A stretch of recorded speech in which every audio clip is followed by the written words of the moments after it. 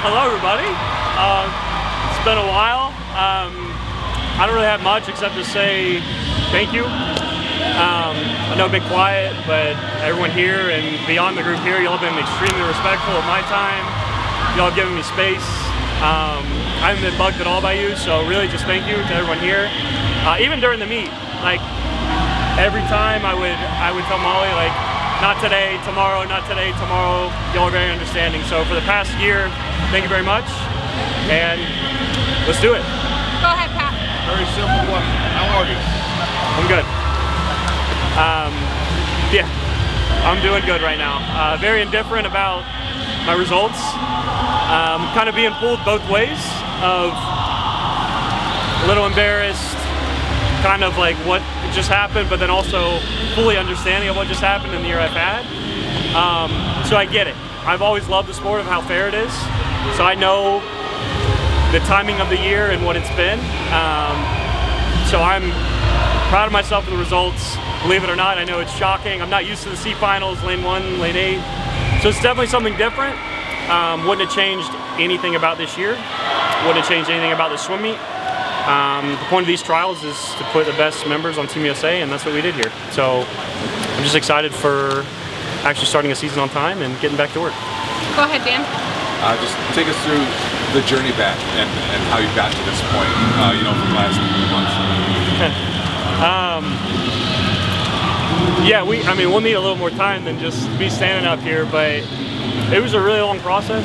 I mean, going from not sure if I'd be back in the water to being okay with swimming in a C final. Yeah, I feel like that sums it up the best I can right there. And like I said, I would not have changed anything I did this year. Wouldn't have changed what time I got back in, what time I got back to somewhat full schedule. I've enjoyed it. I wouldn't change anything. And it'll give me more longevity in my career, me as a person. I learned a lot about myself being away from the sport. Which is something I haven't really had and something I've never had in quite some time. So it was nice being, I'd say, retired, I guess. I wasn't doing anything, not sure if I was going to come back. So yeah, it was we just don't have enough time. It was a very long process. What brought you back? I missed it. I think it's the simplest way to put it. I missed it. I missed it from why I fell in love with it in the first place, from age 6. It was just fun being in the water. And I got that back. Not all the way, there's certainly things I can still work on. But like I said, I really was okay swimming in a C final. I had a smile on my face actually racing. There's a difference between racing scared, because you don't want to embarrass yourself, and then actually enjoying racing. And I haven't had that enjoyment in quite some time. So it was nice having it back. Times weren't fast. They weren't bad, but they weren't fast. And I'm fine with it. So if I can have that mindset I had this meet going into next year and years after this, I can have a very long, very successful rest of my career. Go ahead, Jenny. What made you realize that you should take a break from the sport, and what did you take away from having that break? I don't know if there's one thing in particular. Well, it is, but I don't really want to share that. Yeah, I think the easiest way to put it, my body kept score. There's a lot of things I shoved down, and all came boiling up, so I didn't really have a choice. I used to pride myself on being able to shove things down and push it aside and plow through, and it worked for a very long time in my career. I got results from 17, 19, 21, until I couldn't do that anymore. So it was a very strange feeling. I'm usually really good at that, so I don't really do that anymore. But yeah, it was a multitude of reasons. It wasn't just one thing where I was like, I think I need to step away. It was a bunch of things that kind of came crumbling down at once. And I knew that was my red flag right there. Multiple red flags. It was a giant red flag, I knew. Do you think it sends some kind of message when someone of your caliber, you know, does take a break from the sport, that like it's okay to take a break? I've always said that since probably the first time I've ever given a talk. You got to take breaks. That's like my main message to every age group swimmer, because I was that kid where I would take 2 months off and not think anything of it. I'd go play soccer or football or run track. It's healthy, and it's hard for me to see that when you get higher up in the sport. And well, I was just gonna say, like, can't afford 2 months off, but I just took like close to a year.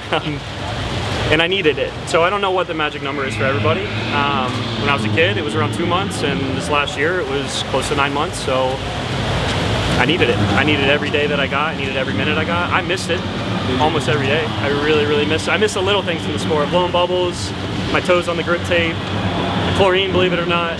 I hate chlorine.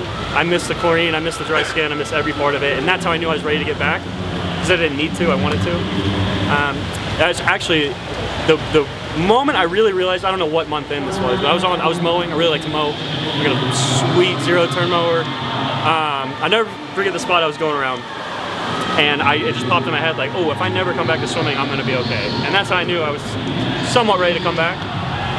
So that was huge for me. That was really, really big for me. So, yeah. I don't even know where the question you started with was. Through this process of taking a break, coming back, can you discern certain aspects that have been gratifying for you? Without being in the water?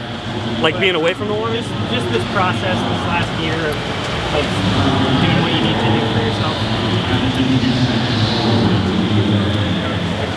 I think the number one thing that I'm really, really good at now is I can actually sit on my front porch, Megan over there, and be okay with it, and not think of a million things I need to be doing, or what I did wrong at practice, or why I thought I did bad in Tokyo, or why I thought 2019 was terrible. I can actually sit still, which is, it's hard for me to do anyways, because I'm just always fired up. Or hyper, I shouldn't say fired up. If I didn't swim, I'd be on probably so many medicines to calm me down, but I got really good at being okay, sitting still, sitting with myself, and not worrying about swimming, or not even worrying, but just not even thinking about swimming.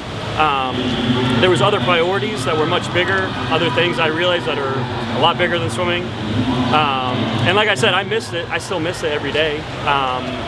But yeah, that was one of the things I'm probably most proud of. I know it sounds lame, but being able to sit on my front porch with a coffee, read a book with my feet up, and not have to worry about anything. Now, I didn't have practice or anything coming up, but I was good at just having nothing on the agenda. And it wasn't lazy. No, it wasn't lazy. I think it was exactly what I needed to be doing. Yeah. Go ahead, David. What gives you the confidence now that you can get back to being really good, being attention to these teams, helping the U.S. in a year? Yeah, I mean, it is tough going from the times I just saw, and then knowing in a year I'm going to have to be in the same city again, swimming. I mean, there was some, especially the freestyle swims were very, very quick. I know what goes into the sport, and I know I'm not running off of just talent. I think it showed right there. There's a lot that goes into the sport, and I think with my break, not that I forgot about that, but a little bit, you lose touch of like, I know what went into 46.900 free and a 49.400 fly and 21.050 free. I know what goes into that. So luckily, I know what goes into that. And Nesty gets it. Nesty, Coach Whitney, Jack, Kristen, they all get it. So I'm really looking forward to actually starting a season on time in August. Well, honestly, I don't really even want a break right now. I'm not like, I had a pretty good amount of time off, so I'm just excited to start on time, get my base up, and I'm confident leading into next season. I'm not worried about the physical part at all. I know Nessie can take care of that. I know my teammates can help me take care of that. But like I said, if I can take the mental side that I approach the sport with behind the finals in lanes 1, lane 8, and have that in, what is it, Lucas Oil Stadium? Is that where we're at? I'll be fine.